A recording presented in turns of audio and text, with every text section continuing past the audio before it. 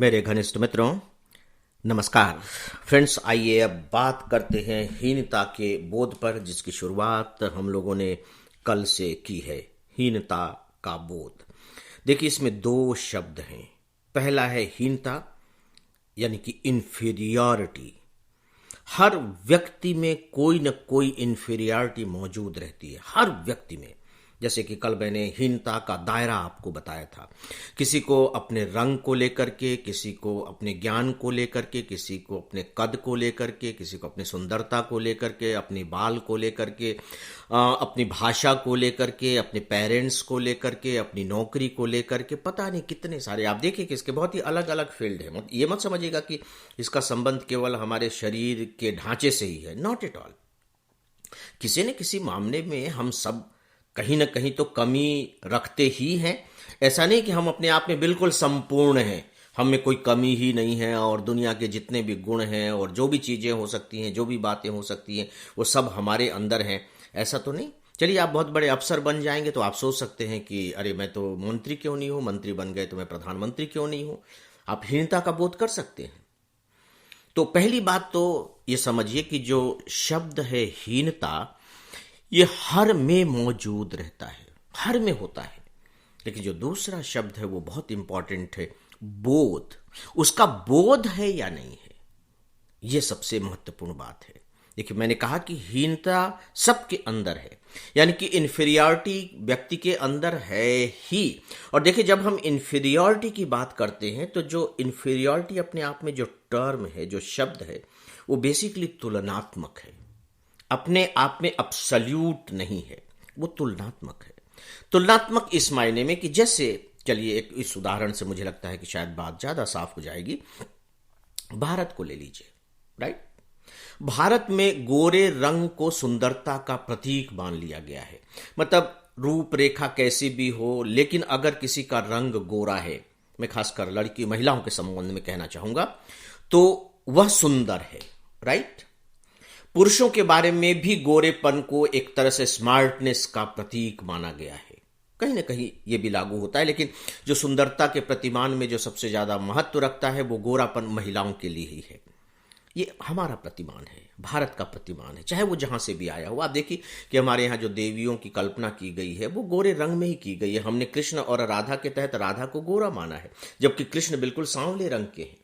तो ये चेतना में हमारे है गोरा रंग। लेकिन जब आप अफ्रीका में जाएंगे तो क्या होगा? क्या वहां भी सौंदर्य का प्रतिमान यही है? नहीं, वहां सौंदर्य का प्रतिमान कुछ दूसरा है, राइट।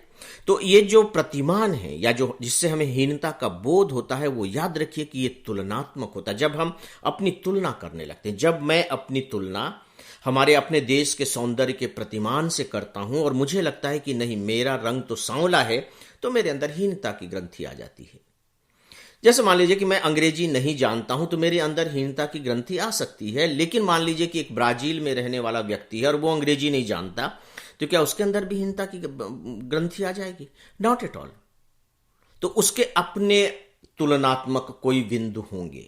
उसको स्पेनिश नहीं आ रही होगी तो शायद वो हीनता का बोध करे। ऐसा नहीं कि पूरी दुनिया ही जो अंग्रेजी नहीं जान रही है हीनता का बोध कर रही है ना। तो ये आप ध्यान रखिए कि ये जो हीनता की ग्रंथि होती है वो हमारे सामाजिक सांस्कृतिक संदर्भों में होती है और हमेशा तुलनात्मक होती। तुलना हम करते हैं। अगर तुलना करने के लिए हमारे पास कुछ हो ही नहीं, तो हीनता और सुपीरियरिटी, इन्फीरियरिटी जैसी कोई बात ही नहीं होगी।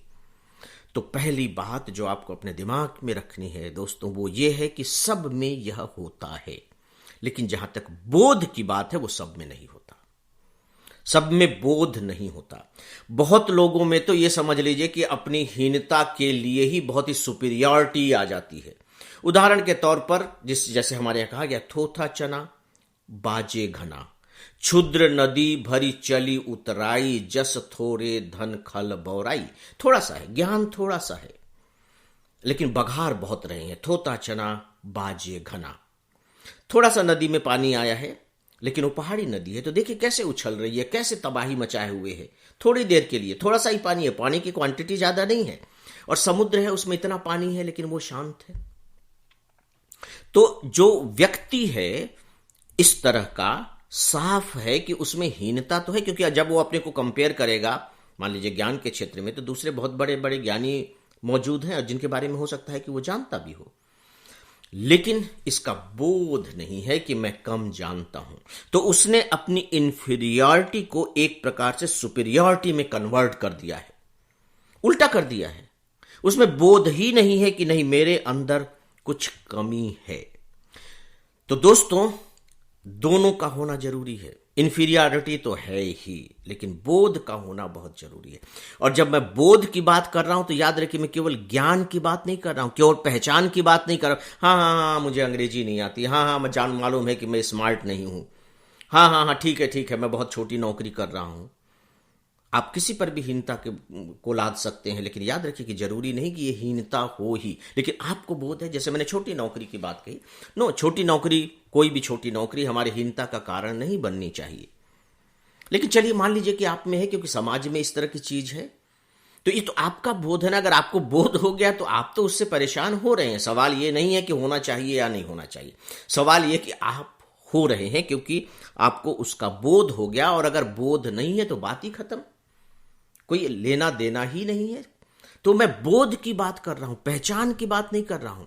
बोध का मतलब है कि उसका गहरे उतर जाना, उसका सबकॉन्शियस माइंड में चले जाना, और इस तरीके से चले जाना कि वो हमारे बिहेवियर को, हमारे व्यवहार को, हमारे आचरण को कंडक्ट करने लगता है, निर्देशित करने लगता है। जाने अनजाने में ही हमारा जो व्यवहार है, हमारे बातचीत करने का जो तरीका है, हमारी भाषा है, हमारे हाव भाव हैं, हम जिस तरीके से सोच रहे हैं, पता लग रहा है कि उन सब की जो डोर है, इस सबकॉन्शियस माइंड में जो हीनता का बोध मौजूद है, उसके हाथों में है, और वो हमें नचा रहा है और हम नाच रहे हैं।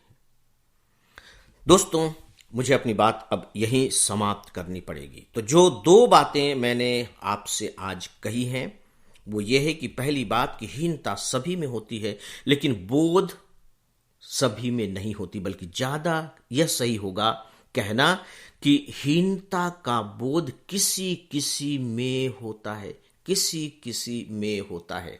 यदि आपको अपनी हीनता का बोध है तो आज फिर से मैं उसी वाक्य से अपनी बात खत्म करूंगा जिससे मैंने कल किया था, कि इसे आप ईश्वर का वरदान माने। राइट फ्रेंड्स, तो आज मैं अपनी बात यहीं समाप्त करता हूं।